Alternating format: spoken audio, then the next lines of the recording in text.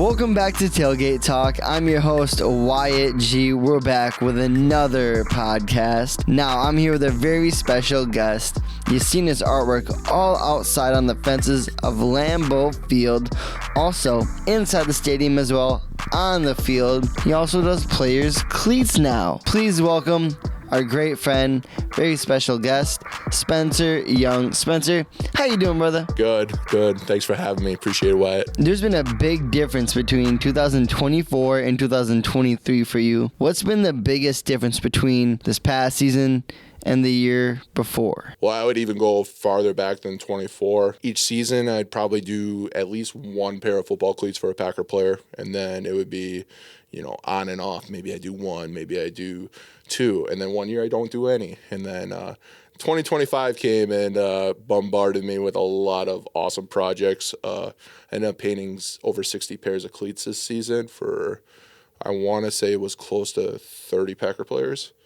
So definitely was a learning experience and something that, I never say no to a challenge, and I definitely said yes to this. And, man, it opened so many doors and opportunities to, expand my artwork in, the football cleats and footwear in general. What's the most amount of cleats you've done in a week? Oh, man, so we had, the My Cause, My Cleats campaign. I think it was, week 13. We were playing the Dolphins, so I had a 2.5-week notice to get 17 pairs of cleats done. We had a scheduled due date, and I think in a week I did pretty much 17 pairs of cleats. And then when I delivered them, they're like, hey, we're going to push the deadline. We have more players asking for, cleats for My Cause, My Cleats. I was like, yeah, I'm all for it. Send them my way. So I ended up doing another 10 more pairs of cleats in a week and a half. So yeah, and aside from the 27 pairs that I did for My Cause, My Cleats,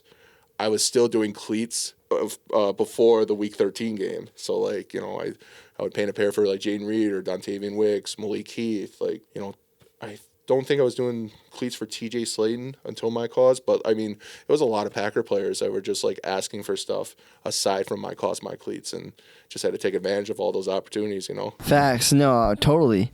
Who was your favorite player to work with throughout the entire season, and why? There was a lot of cool guys. I look back, I think all of them are really amazing in their own way, and the wide receiver core in general was super fun to work with because it was a community. They all looked hey, I would get a message from a player and be like, yo, Tay said you're the best in the business. He said he gave me your information. And it's just man, it means so much that all the wide receivers Jaden, Dontavian, Malik, they're all plugging my artwork to other guys on the football team. So I wouldn't say it's one specific player, but more of a position group. I really am appreciative for the wide receivers because that's what pretty much started me on the journey for the 2025 season. Then what was your favorite pair that you created over the season, and why? My favorite pair, I would have to say, is Lucas Van Ness's cleats for My Cause, My Cleats. It's not just the artwork. I think it's the message behind it. So his cause was for the Stead Family Hospital. So he played for the Iowa Hawkeyes, and they always had the tradition at the end of the first quarter waving at the Children's Hospital. So he wanted to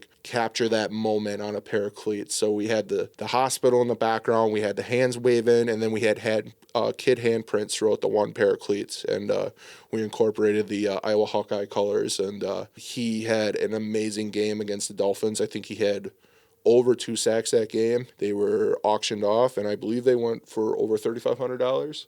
So just to say that I had a small part in creating the shoes that he wore to have a big game, and not only have a big game, but actually gave back to something positive in the world. So, man, get a little sweaty in my eyes, just thinking about it. I feel like that's my purpose in life, is to be doing art, and giving back as much as I can. So, how much does it mean to you that you get to create these players' cleats and they trust you that you're going to deliver a quality product and it's going to look fantastic on and off the field? It means the world. And, I've worked with plenty of other players, there's something more special about working with Packer players because I always grew up a Packer fan.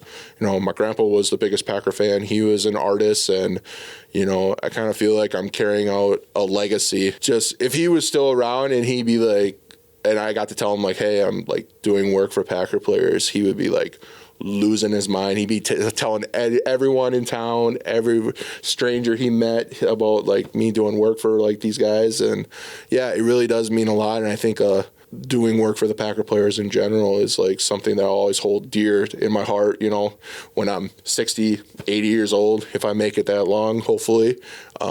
Just to kind of look back and remember that experience. So, what was the biggest struggle you faced during the season creating all these different cleats for the players? The biggest struggle, I think, was meeting deadlines. I'm used to meeting deadlines. However, this was on a much larger scale where it's I can get a pair of cleats done in a few days, but this is like I'll get a message, you know, it'll be an away game.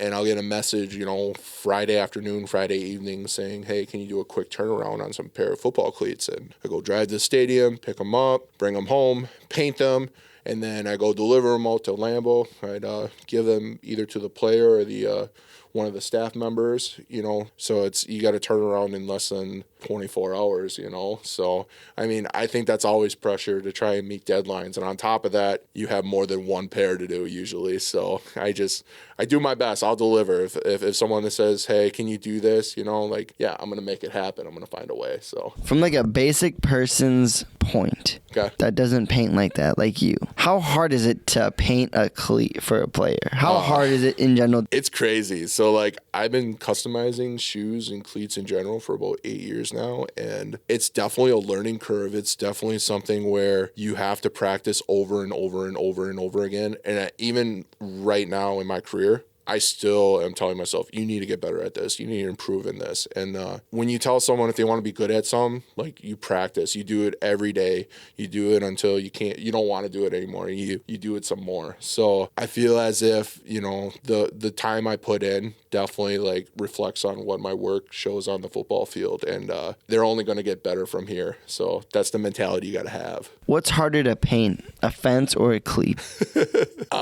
Both can get done in a day realistically. So I think it's a flip of a coin. Like they're both amazing in their own way. Like they both have their pros and they both have their cons. So, I mean, if it's 90 degrees when I'm painting a fence, I kind of don't want to be out there painting a fence, you know, but at the same time, like if I'm painting a pair of cleats and it needs to be due in, you know, 6 or 8 hours, really don't want to do that either. But at the end of the day, like I get excited with both is the end results and what the artwork's going to look like. So I think that's what keeps me motivated. So the pros outweigh the cons at the end of the day. Besides the Packers fence and the cleats you've done for the players, what's been your favorite project this past season? Aside from the cleats and the fence? Yes. Dude, the cleats and the fence consumed a bulk of my workload. Like it was crazy. Like I thought I would like have more projects throughout the year, you know, from a business standpoint.